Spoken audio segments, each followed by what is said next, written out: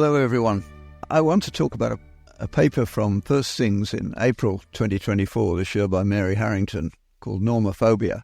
I've followed her for a little while now, a very interesting lady, and Normophobia is a lovely title, and the talk is well worth the effort. So you can get it at firstthings.com. Put Normophobia into the search engine and you'll find it, I'm sure. Now, what she's doing in that book is somewhat autobiographical, no, more than a little autobiographical. But I think I will be using the term normophobia myself, plagiarizing her. She grew up in a traditional home in which, as she says, Mum did all the work, cooked the food and cleared up the dishes and did the washing up.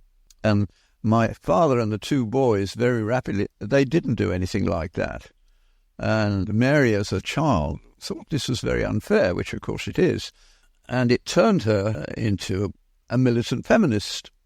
So she went off to university and found plenty of people who were militant feminists. And in fact, for a good many years, she lived in a lesbian community, no men at all. She's very honest. She says it was by no means sweetness and light. It was hierarchical and competitive, etc., etc. It nearly robbed her of the bit of her life that matters most to us now. But she did have the desire for a child, and that wasn't going to happen in that environment, not in the way that she wanted it anyway. I mean, they have ways of getting around it, which we might get to at the end of this talk. But she fell in love, and she had a baby. And that baby destroyed her idea about freedom. The lesbians had taught her that freedom was freedom from male patriarchy, etc., etc.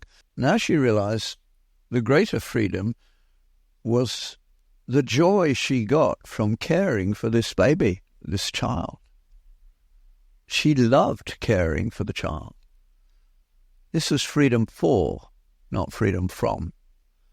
Most students, when you ask them about freedom, they immediately think of freedom from. Doing my own thing, not being interfered with. You won't find that idea dominant in the Bible. My favorite phrase for it comes from the prayer book of the Anglican Church, whose service is perfect freedom. It's a lovely thought. What we find when we serve what is good and true and beautiful is freedom, real freedom. A freedom that operates in the world at large very effectively. And she discovered that. And she started writing about it. She's now editor of Unheard, which is a website I enjoy a lot.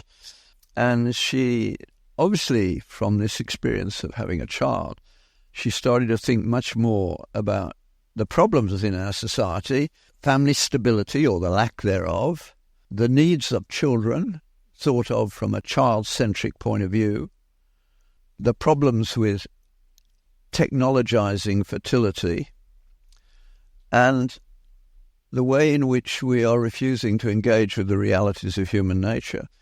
Those four issues are vital to any society. If they get them wrong, we're in trouble. But of course, there's no question that the family is a very small c conservative organisation, is certainly for the early part of the child's life.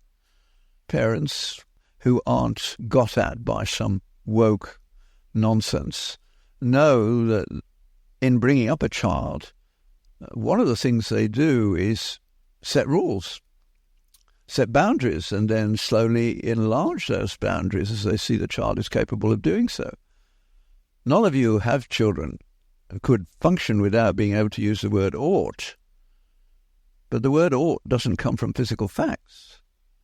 It comes from moral facts, which is the major difference between us and the animal kingdom. The barracuda has no scruples. He started thinking about these things and writing about them very well, and then her starting point for the problem goes back to Bacon. I would put it even further back, but Bacon is not a bad place to start. Maybe I'll fill in a bit of my background too. But Bacon used the phrase putting nature to the question, and he changed the meaning of the word fact. But that actually began at the latter part of the 13th century, 1277, when the Bishop of Paris banned his university profs from using the deductive logic of Aristotle till he thought about it a bit more. And so they were forced into inductive reasoning. It's not an accident that your children at university are not taught the truth, which is that experimental science is an exercise in inductive reasoning. They're taught that it's the hypothetico-deductive system. The induction is sort of slid over because the smarter members of the community have got at all the rest. They don't like God. And you see, if you don't believe in God, but you believe in evil spirits, they explain the difficulties of life, but they give you no foundation upon which to do an experiment. If life is random bad luck, there's no point in an experiment. You must believe that underneath the apparent chaos on the surface of life there is order. And why would you do that? If you're a Muslim, you don't do it because Allah is not even confined in any way by what we would call rational. Whereas we as Christians think of God as the source of rationality. So everything he does is done on purpose for a purpose. He can even turn evil to good in the long run. Only with that sort of richness can you actually handle the difficulties of life and can you do experiments. So they started doing them. It took a while. It was another, 40 years or so before we have records of experiments being done in Merton College, Oxford. They drew the first graph without knowing what they'd done, in one sense. So, but it was a reductive world. Now, I need to explain that term reduction. Those of you who've heard me talk about this before can fast forward or switch off or whatever. But we don't talk about it enough. What I'm about to say is artistic license in some degree on my part. I know that Ockham was in Oxford at about the time that they were doing the experiments. And it was a small world intellectually, so I think he was watching them, or certainly talking about them. And he was a Franciscan monk. And he was smart enough to see that these new experiments were going to change the world, or could. And he was worried that they might undermine faith, like the bishop, if you like. So he tried to help God out. And what he did was pull apart physical facts that can be measured from metaphysical facts which can't. And of course, the metaphysical world is what makes us different from the animals. They don't have a metaphysical world. We do. The world where you find love and truth and justice and honor and purpose as categories that we can think about, abstract categories. That doesn't mean they aren't real. In many ways, they're much more real than the physical facts, because what we derive from what we call physical facts is a temporary model for the world, which works better than anything we've had before. But even Newton, with the greatest intellectual feat by a single scientist ever, he was displaced as the ultimate description. He couldn't handle the modern world with his laws. That was appropriate. It was a huge step forward. And now we're into cloud cuckoo land, some people would say, with some of the ideas around things like string theory, but that's an entirely different topic. The world was impressed by what happened very quickly. I mean, it took a few centuries. It went from Oxford to Paris and back to England. To Bacon, who was not a scientist himself, Harvey, who was his doctor, said he's no scientist, but he understood that science was powerful, and he gave us the idea of physical facts, and he said we should collect physical facts, things that can be measured. And that turned out to be very good advice. Out of it came the huge change in our world. All the comforts we have now can be pushed back to that point or somewhere around it as a starting point. And our parents even could not imagine the wealth that we have now. my age parents, your great-grandparents for most of the listeners. As I often say, we lived on $20 a week, £6 when I was a kid, and I didn't know we were poor because I wasn't poor. Because the metaphysical parts of my life, love, truth, honesty, reliability, security, they were all there. Fed, housed and watered, but most of all loved. That's what makes us human. Your dog doesn't love you. He knows you're the source of food. Yeah, there's some emotion in animals, of course. But don't make too much of it.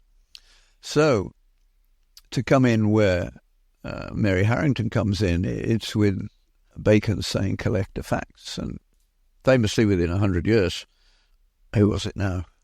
The French Laplace, talking to Napoleon, said, when asked where God fitted into his science, he said, "Sire, I have no need of the concept of God to do science." Once the methodology had been developed, people who didn't believe the ideas that made that leap possible could use it. And they did.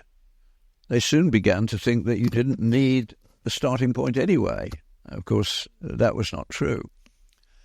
And Rousseau got to them. Man is born free and is everywhere in chains. Not true, really. Man was not born free, we were born fallen. And that shows up pretty early in a child, doesn't it? We all have those problems, and religion attempts to deal with them. But what happened was all barriers were being pushed aside. And that's where we've got to now. In the modern world, students are told that they can transcend any limitations. They can do what they want. There are no givens which rule us in any way. If we don't like our bodies, they can be changed. If we don't like our culture, it can be changed. All relationships have only one criteria: do I enjoy them? No, you see what's happened to the world that children are growing up in. Nothing is secure. And of course, the last 50 years or so, the phrase is everything is culturally constructed. There is no human nature. A very dangerous statement and should require considerable discussion. Lewis begins Mere Christianity by making you think about this, where he has his two children on a bus saying, "I gave you some of my chocolate, you should give me some of your orange." And as he points out, the other one doesn't say, "I don't accept your metaphysics, I don't accept your moral structure," because they lived in the same world. We as human beings cannot live without a moral structure. And the place where it's falling apart is the place where it's formed a family. And any doctor's office will show you how this thing is playing out, and it's not good news. It's not good news at all. When I started in medicine, very little personal responsibility was attached to the diseases that people came with. Even smoking was not wrong when I started. We were just beginning to realize that it probably was. It was only just beginning.